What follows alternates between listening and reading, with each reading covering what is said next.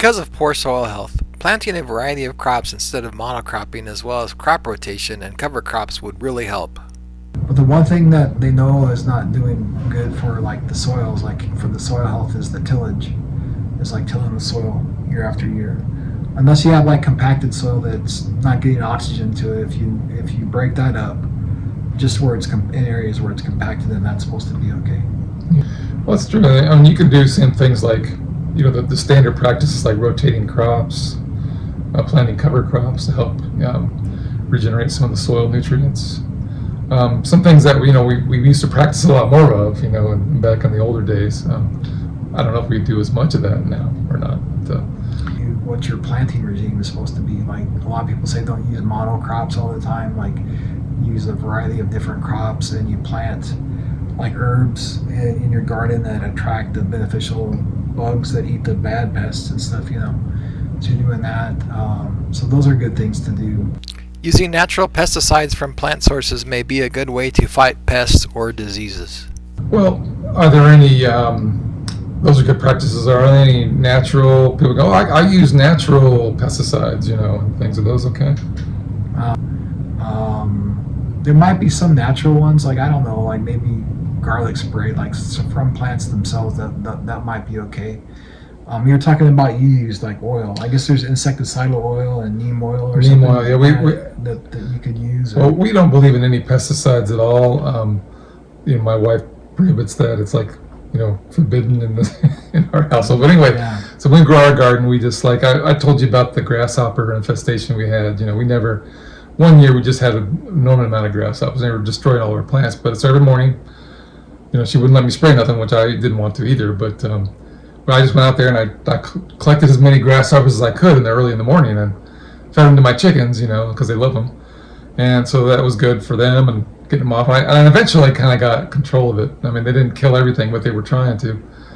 But there was a time when we had some spider mites infested my peach tree, and just on the top where they bloom, and so they can surely destroy tree. So I did spray in some select areas only, some neem oil on the tree, so that it would. And after a couple of years, like selected times doing that, after a couple of years, we've been able to get a hold of it. But because the spider mites are hard to get rid of. But so yeah, I mean, I don't think neem oil is that bad, but I think oils and things that do get on the leaves, as you were mentioning, just like a pesticide, it can.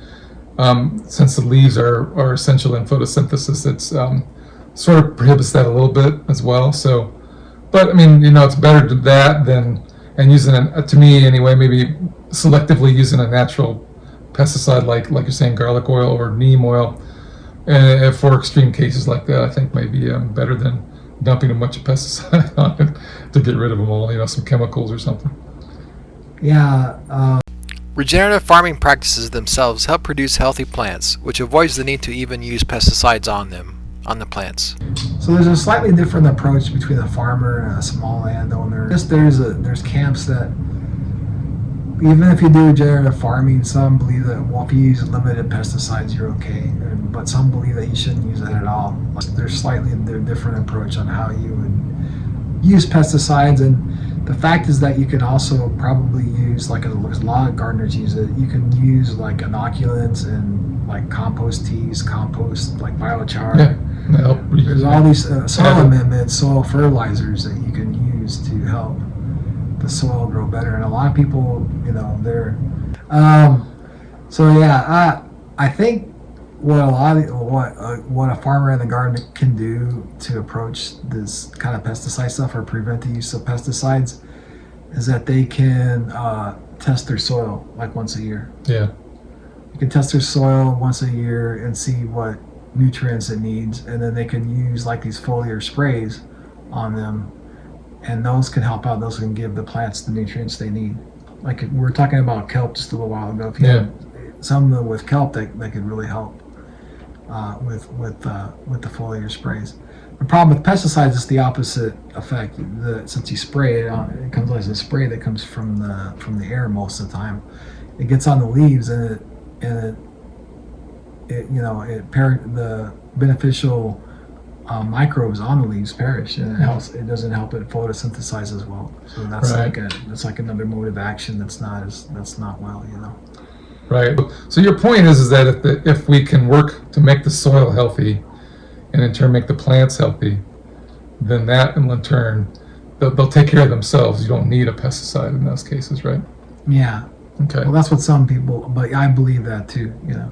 Yeah, there may be some extreme cases, and like I said, maybe I had a couple of my extreme cases where maybe you need them, but I think if we set our mindset is on not using pesticides automatically, but using them only when in extreme cases, that might be a step in the right direction.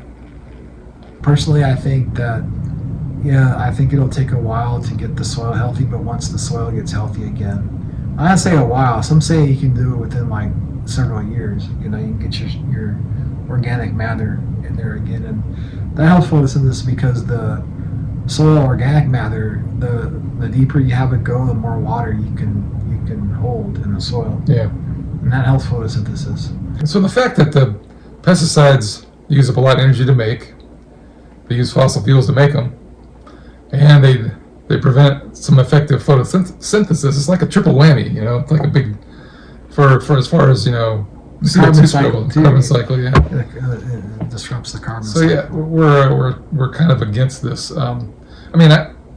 If we use less, that's a good step in the right direction. So, well, all right. I think that's I didn't actually realize it was that bad. I know I've never used pesticides. We don't like them because we just don't think they're good for the microbial life, like you said. But I didn't realize how bad of a problem it was until you brought this up. So good job.